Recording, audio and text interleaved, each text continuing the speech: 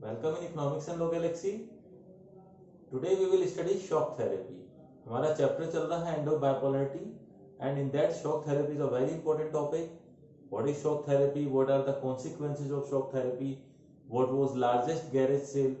ये सारी चीजें आपको बेसिकली इसमें सीखनी है और जनरली ये क्वेश्चन हर एक मार्क की कैटेगरी में 1 मार्क में भी कई बार define shock therapy 2 mark 4 mark 6 marks कहीं भी पूछ सकता है. It depends upon the quantity which you will have to put in answer कि कितना आपको लिखना है. That depends upon the marks. वो लास्ट में जब मैं पेपर एनालिसिस आपको कराऊंगा I will be telling you the important questions. Today without taking so much time, shock therapy. देखो basically एंडोबाइपोलैरिटी means the USSR was just collapsed. पूरी तरीके से यूएसएसआर डिसइंटीग्रेट हो गया था and there was a capitalist model which was about to be followed. जो कि capitalist model अब फॉलो करने वाला था USSR. Earlier it was socialist because ये रशियन रेवोल्यूशन से 1917 से मैंने आपको बता दिया था जब व्लादिमीर लेनिन ब्रॉट सोशलिज्म इन यूएसएसआर, तो उस वजह से वही सिस्टम चले आ रहा था टिल 1991. फिर मिखेल गोर्बाचोव 1985 में जब general secretary of communist party बने, then he brought certain reforms but those were opposed by the communist party hardliners. लेकिन लोगों ने फर्स्ट टाइम फ्रीडम टेस्ट किया था, so that's why they just opposed the coup. जो अगस्त कूप हुआ था, तख्ता पलट हुआ था, उसको अपोज किया. उन्होंने कहा कि we need certain reforms. तो इस वजह से Boris Yeltsin was a leader who just supported the people and just make the reform successful. और इस तरीके से यूएसएसआर डिसइंटीग्रेट हो गया.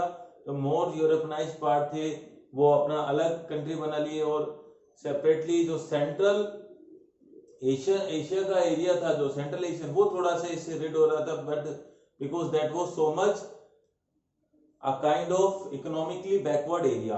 सो अब हम इसके बारे में बात करते हैं व्हाट वाज शॉक थेरेपी. तो शॉक थेरेपी का मतलब होता है transition from socialist to capitalist economy. Transition from social. लेकिन कैसा शॉक कब लगेगा? जब बहुत बुरा लगे, शॉक लगे, झटका लगा, एकदम से सरप्राइजिंगली कुछ हो गया, एक्सीडेंटली कुछ हो गया, पेनफुल कुछ हो गया, then it would create a shock. So shock का मतलब that was not an easy transition, that was a painful transition from socialist economy to capitalist economy because it was unplanned. Plan करके नहीं किया गया था, बहुत एकदम से हुआ. और इसको सपोर्ट किया था IMF and world bank. Influence देखिए, painful transition from socialist regime to democratic capitalist resign.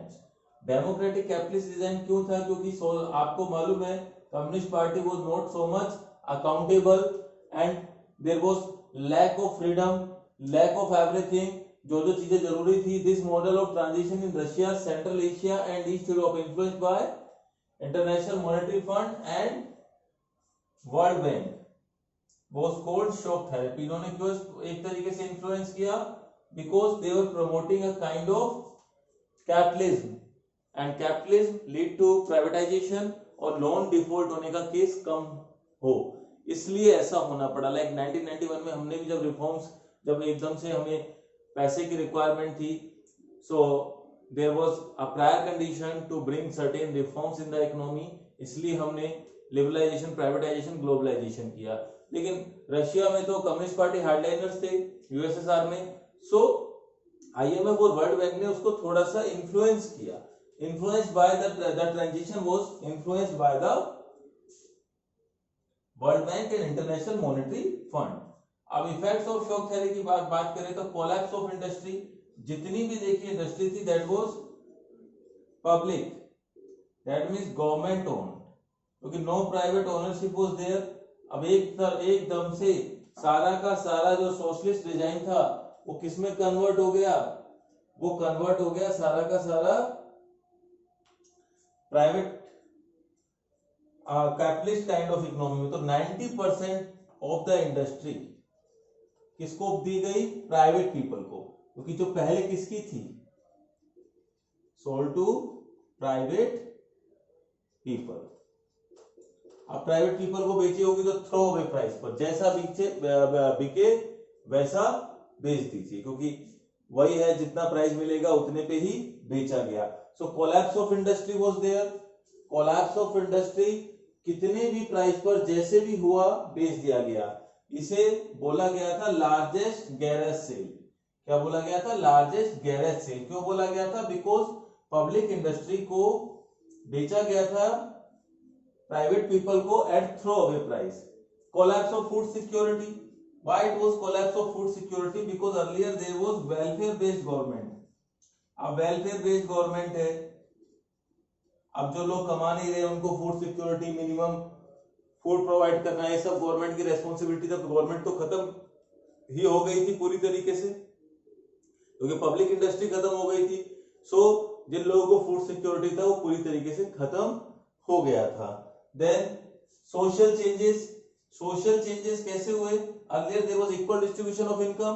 अब प्राइवेटाइजेशन आने की वजह से रिच एंड पुअर का गैप बहुत ज्यादा बढ़ गया था। बैंकरप्सी, जो मैक्सिमम बैंक्स थे, मैक्सिमम कंपनीज थी, वो दिवालिया हो गई थी और बहुत सारे इन्वेस्टर्स का पैसा डूब गया था due to collapse of industry. क्योंकि अब इंडस्ट्री खत्म हो गई तो बेचारे पैसे कहां से देंगे वो, because earlier the industries were so much strong. But socialism भी एक हद तक ठीक है, क्योंकि वेलफेयर जो ज्यादातर खर्चे होते हैं दे आर अनप्रोडक्टिव वन, और यूएसएसआर तो मैक्सिमम खर्चा अपना वॉर पर, स्पेस की फाइट हो गई थी इतना जबरदस्त कि कौन स्पेस में पहले पहुंचेगा, इस चीज को लेकर बहुत ज्यादा प्रॉब्लम्स होने लगी। तो उन सारी चीजों में लास्ट में जो बात निकल के आई, that was that democracy in capitalism is best as per USA. और यूएसए देखो आज तक बना हुआ है, चाहे किसी भी चीज में, it is just far ahead of everyone, बहुत लोगों से आगे है। उसका रीजन क्या है? Democracy was, and the proper the society of USA is so much powerful. वो गवर्नमेंट के खिलाफ भी बोलने से घबराते नहीं है। Next, failure to evolve a people's based government. देखिए सब कुछ बहुत जल्दीबाजी में हुआ था, तो ज्यादातर जो जगह थी, चाहे उज्बेकिस्तान हो चाहे, तो बेसिकली वहां प्रॉब्लम क्या थी कि एक कॉन्स्टिट्यूशन उन्होंने या तो जल्दीबाजी में ड्राफ्ट किया, ड्राफ्ट हो ही नहीं पाया, तो काफी लंबे समय तक स्ट्रगल चलने लगा। So today we have discussed the shock therapy. What is shock therapy? Shock therapy refers to the painful transition of socialist government to capitalist democratic government, and it was influenced by IMF and World Bank and called as shock therapy. इसमें क्या क्या इसके impact हुए थे? एक तो privatisation of industry हो गया था, कोलैप्स ऑफ इंडस्ट्री से हमने बोला, लार्जेस्ट गैरेज सेल बोला, उसके बाद फूड सिक्योरिटी बंद हो गया था, तीसरा पीपल्स आउटलुक चेंज हो गया था, चौथी बात जो बैंकरप्सी बढ़ गई थी, पांचवी बात कि failure to get a people based government। अब इसमें आपको क्या लिखना होगा कि that there was lack of constitution framing, या constitution was framed in a very quick manner, so it leads to so many problem within the regime। जो भी एरिया था उसमें बहुत ज्यादा प्रॉब्लम हो गई थी। So today's class we have discussed shock therapy and its consequences, so we'll meet in